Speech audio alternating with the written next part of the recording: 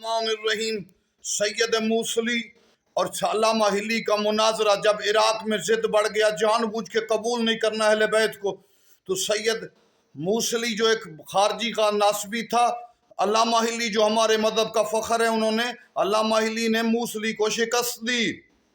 تو جب اس نے ضد کرتے ہوئے ہر درمی سے کہا کہ درود فقط نبی پر ہے، تو علامہ ہلی نے آیت پڑھی وَلَنَبْلُوَنَّكُمْ بِشَيْءٍ مِّنَ الْخَوْفِ وَالْجُوعِ وَنَقْصٍ مِّنَ الْأَمْوَالِ وَالْأَنفُسِ وَالثَّمَرَاتِ وَبَشِّرِ الصَّابِرِينَ الَّذِينَ إِذَا أَصَابَتْهُمْ مُصِيبَةٌ قَالُوا إِنَّا لِلَّهِ وَإِنَّا إِلَيْهِ رَاجِعُونَ أُولَٰئِكَ عَلَيْهِمْ صَلَوَاتٌ مِّن رَّبِّهِمْ وَرَحْمَةٌ۔ بسم اللہ الرحمن الرحیم۔